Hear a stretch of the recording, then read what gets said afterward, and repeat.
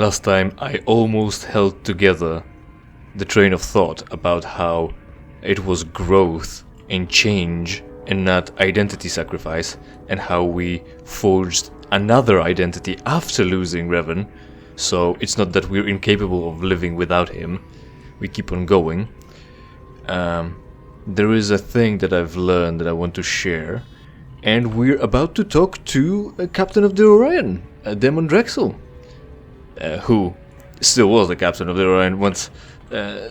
Now Sarah Degana has joined, or is about to join the crew, or as she appeared on the ship, he was still the captain. The coup has not yet happened. Fuck you, I don't want to really talk to you. Let's see.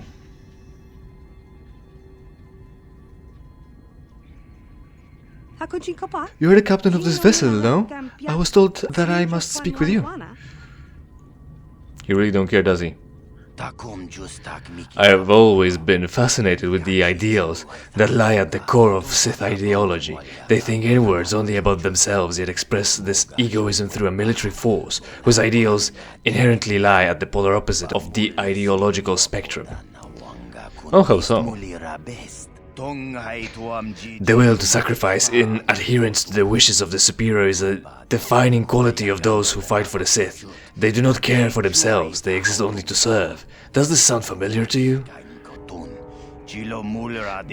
How on the nose is that? As a Sith, I exist only to serve the will of my superior. Everything else is irrelevant. The knowing that who you are and what you have accomplished is itself worthless. What feeling do you hold towards this fate? What fate? Being a servant? What I feel isn't important, for it is not my purpose to question fate. I serve the will of my superior, nothing more. Yet you are here, seemingly abandoned by those you claim to serve. Well, supposedly they died is one thing. Second, they send you off to survive. My superior is no longer amongst the living, and my life no longer has any purpose. And also you could have deflected that you served the will of the Force. Then I will give you a new life, Sith. I am Captain Daemon Drexl. Welcome to the Orion. Oh, he looks weird. You chose to save my life, the life of a Sith. Why? What do you want from me?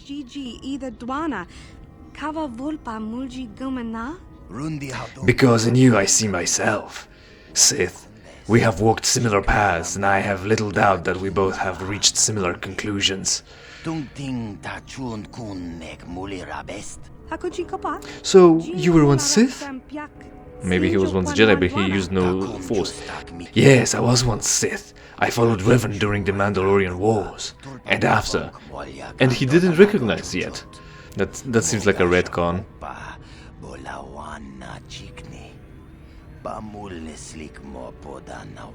What's wrong with his eyes, though? Yet, as a Sith trooper, I quickly learned that I had merely traded one life of servitude under the Republic for another under the Sith.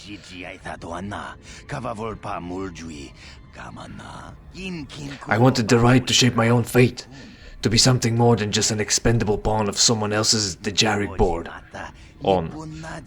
Like his eyes are gouged, they're so dark, I don't know. The defining rule of the Sith is that the strong must rule, whilst the weak must obey. Okay, we've got philosophy from her, when we don't have to pick the same lines of dialogues. Why I decided to leave the Sith forever. I would be my own man, ruled by no one but myself. That's valid. You don't have to be a soldier, you could have been a bounty hunter, or just participate in meritocracy. It is something easier said than done. How did you escape from the Sith? I was stationed on a Sith warship named the Behemoth during a routine patrol in the Aradish sector. We came across a Republic vessel named the Illustrious, and it was decided that we engage. The ship was boarded, a battle was fought, our enemies were slaughtered, and victory was ours. In the post-battle confusion, the moment I had been wanting for was finally upon me. I stole the Illustrious, escaped from the Sith, and began a new life. As I became a man named Daemon Drexl, so too did the Illustrious become a ship named the Orion. My fate was now in my hands, and it still is. You stole a Hammerhead cruiser. So you chose to save me because you are sympathetic to my situation? What if I do not want your sympathies? What if I do not want to live this life of servitude? Indeed, life is fleeting and one of servitude is nothing but a waste. Whatever feelings you may harbor towards your current life, you know, as I once did, that you are destined for something more. How is the life of a criminal something more? It is how life was meant to be lived, free of restraint, free of boundary, and to the fullest. You could have settled on a planet and be a farmer like Thanos. And we of the Orion recognize this, and now offer you the chance to join with us as a crew member. You could have been free and lived off the grid, but you decided to be a pirate instead. For now, I will stay here. I see no other alternative. Also, he's a pirate smuggler, I think, so he's instead criminal and still dependent on the grid. I would ask you to recite our oaths, but more pressing matters are currently at hand. More pressing matters? How did you know that there's gonna be an alarm? And you were just a Sith trooper. The Republic has been tracking the Orion ever since we found your ship on the border of the Arroyo sector. It was only a matter of time before they caught up with us. So why, if you knew, why wasn't the alarm raised earlier? It is my suspicion that they had learned of your location and were intending to intercept you. We merely found you first and now suffer the consequences. You knew and you did it anyway. How would they have known my location? I was lost. Huh, look at that. Lieutenant, the ship. Republic cruiser, Hammerhead class. It is indeed the one which picked up our iron trail during our time in the Arroyo sector, I guess. We have received a message from its bridge. They want us to open its communications with them. Also, Shadow is now frozen in animation. Your orders, Captain Drexl? She's not even idling. Open communications. If they wanted to destroy us, we would already be engaged in battle. I am beginning to believe my suspicions were correct. Look at her hand right now. I understand, Captain. Communications are now open and a transmission from the ship has been accepted. Hammerhead-class cruiser Orion, this is Admiral Magnus Cole of the Formidable. Under the jurisdiction and authority granted to me by the Supreme Chancellor of the Galactic Republic, I hereby place you all under arrest. This is Captain Daemon Drexl of the Orion. Admiral, I demand that you inform me of the charges that your Republic has placed upon the crew of the Orion. You're all fucking criminals. You're pirates, smugglers, and also outcasts. You are harboring a Sith fugitive, denying her from facing punishment for crimes she has committed against the democracy she once swore to serve.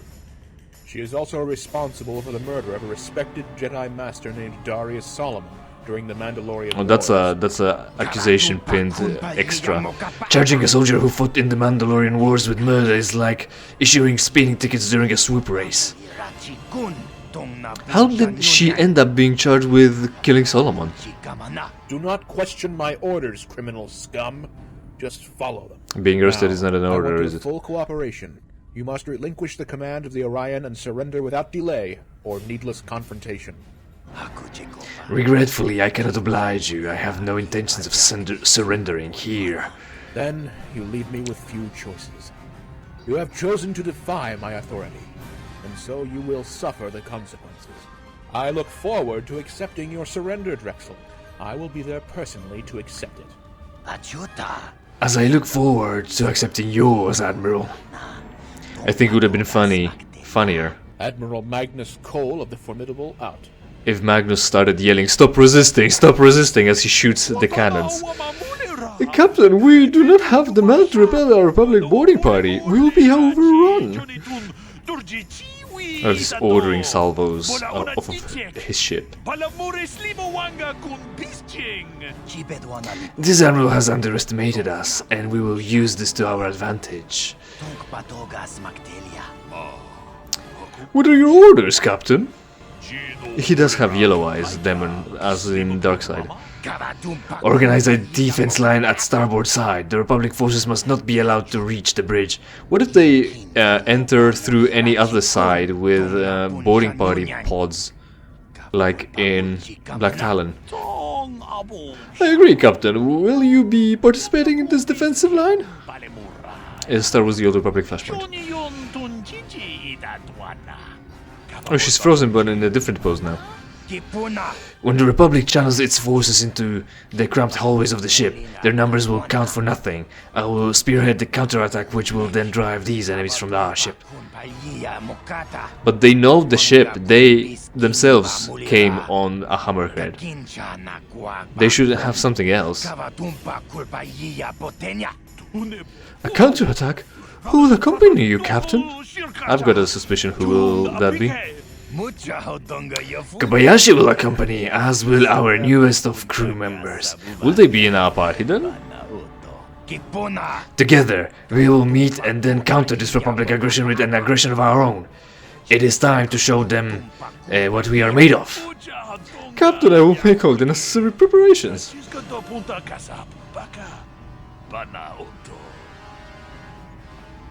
And yes, what if you want to serve? What if you don't find yourself capable? Why not simply hand me over to the Republic? You have nothing to gain from defending me, yet everything to lose. I'm back to being animated.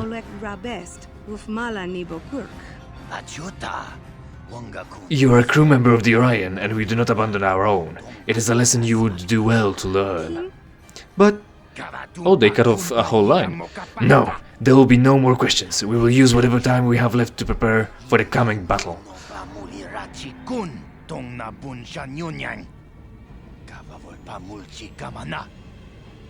Right. Because unless I miss my guess, we're in for one wild fight.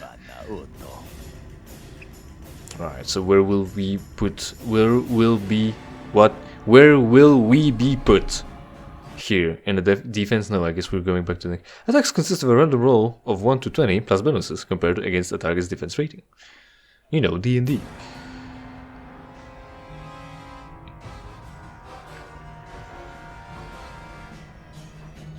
So what now?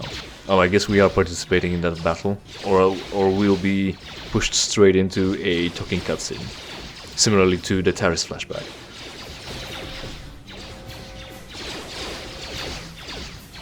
I haven't pressed pause to not have this all loaded. It must be like the veil, the fade to black of violence, because we can't be fucked to animate all this. Just play audio at certain places.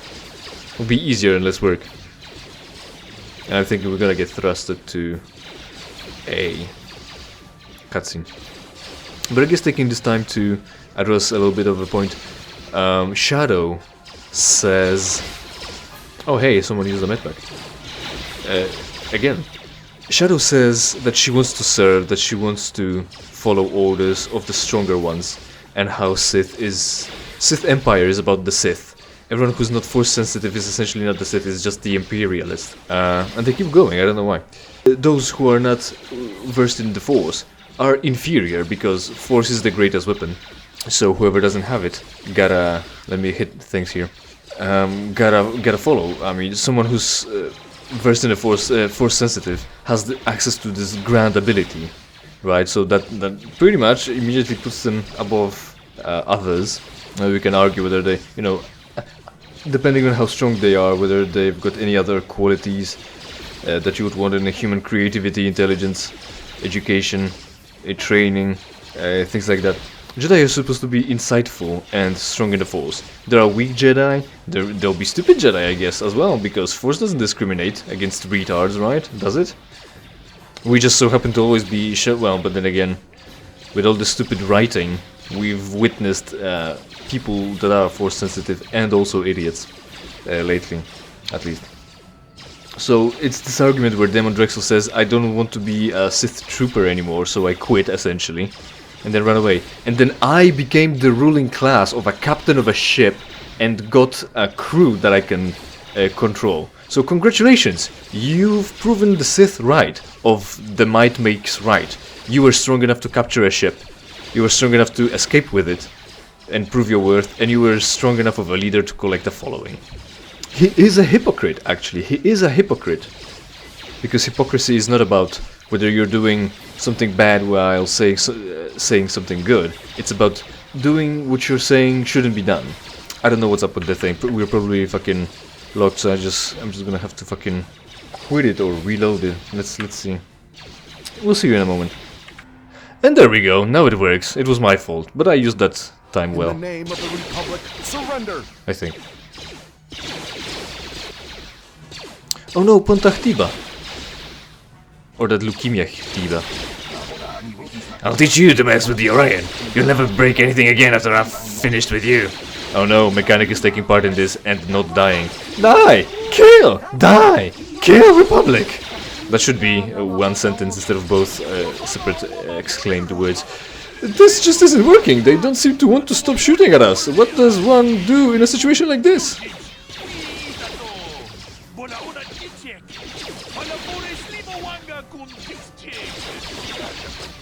I know what needs to be done. I need to introduce them to my vibroblade. That's not better. We'll settle it like... well... like in Troy, where... that's it! I've had enough! And now will he win? Die! Kill! Die! Kill! Republic! Again, kill Republic. That should be the sentence, not kill and then a separate Republic. I say! What excitement! But Chtiba already is down, possibly killed too. Who was it? Fighting for Troy? Oh, they're just here, alright. Oh hey, equipment. Achilles, and then someone at the other side got told, let's settle it mano a mano. 1-on-1, 1v1 me. And got 1v1'd and he lost. And everyone seemed to not have given up and instead joined back into the combat. Joined the combat back, but this time with melee. This isn't better, you should be sticking with your rifles. Vibro swords are because your shields are holding. Were you using shields? They have limited uses or charges. So anyway, there we are. Let me save, and I'll take it from there. Right, let's loot and let's... oh, well... loot first, I said. They're still shooting them anyway. So we've got some buffs if we really want to. Those will stick with us in the overall equipment, I think. And then they might not be, since everything that we had got put away in a chest somewhere, because we'll get that back and everything is gonna be marked as new again. Do we wanna do drugs? I don't know, we just might. Well, nah, fuck it. It's not a difficult game. It's fine. Sith. Oh, there are already remains. Looting first. Oh, hey. Have I got 2 weapons fighting them? Feats. Yes, I do, actually. That means we're totally doing a vibro sword. For more damage. Let's let mec'hanic die. Let's save the Mandalorian. We've got Master Flurry as well.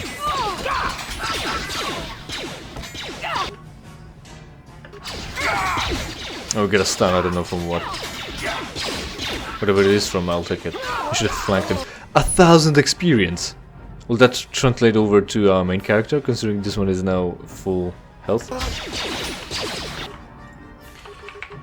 Right, so the thing that I've learned, back in the day, in 2021 actually, I complained about how there is this platform that allows for stock trading, and people were using it, and a certain store blew up, and there was big money behind it. And I was totally mad about how some company that holds that platform, that provides that platform, decides to not allow people to buy stock anymore with it. And it seems like a bit of a conspiracy. but it's definitely maddening on face value. However, I've learned that the issue was how the platform operates. It operates on credit, in a sense that you like, transfer money to your account, and of course, until the money... Lucio may have been as stubborn as they come, but even he didn't deserve to die like that. Yeah. Now is not the time to grieve. Lucio did his duty. We shall do ours. Resume your defensive positions, men. The line must hold.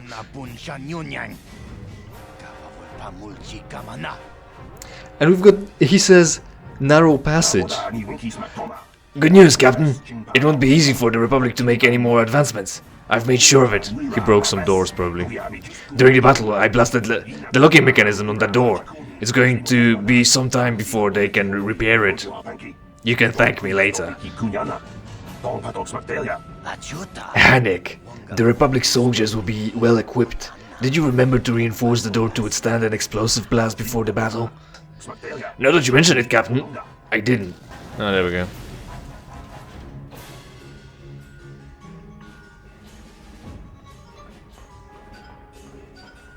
And that's the phone queue, right?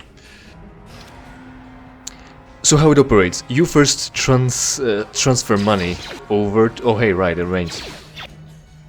More vibro swords. You first transfer money over to the account. Like an escrow, I guess. But of course transfers take time. So you say that you order the transfer and they treat you like you've already transferred the money, like the money is already there. However, the money is used from their pocket, from the company pocket, their budget, and you're using it as if it's your own. And then once the money comes in actually, they just sign it into their account and everything checks out, right? So there's that, fine. The problem was that everyone saw that the company is going up, so everyone wanted to start trading. They all got in, they all sort of kind of said that they are transferring money. The money isn't yet in the bank account of the company. So they're not compensated, the money isn't flowing. But... oh hey, he's stunned altogether. But they want to keep buying stock, and to buy stock you need to spend money. And it's the company money. And the company has only a limited money. They have limited money, so they can't allow everyone to keep buying because they can't fulfill the obligation. So they made it so that buying stocks is no longer possible to, you know, save their finance. And that's, unfortunately... oh hey, I'm wounded and I have no force powers to recover without spending any resources, so I have to be more reasonable. Think about whether I need to heal myself or not, actually. So the point is, at first, back in the day, it seemed like someone's just trying to screw over the little people. The companies, you know, as capitalism tends to do, just fuck over the poor to keep them poor. But it turns out that the company just did the thing that they had to do to protect themselves, and maybe it is to say, you could say that somehow or somewhat keeps the small man down, the poor man down. But it's not kept just, it's not so that they're kept down for the purpose of malice. It's that the company that operates the business couldn't operate the business with such influx of like orders to purchase, something like that. There we go. So yeah, it definitely sucked, it definitely sucks, but it's more reasonable than ever before believed, at least by me.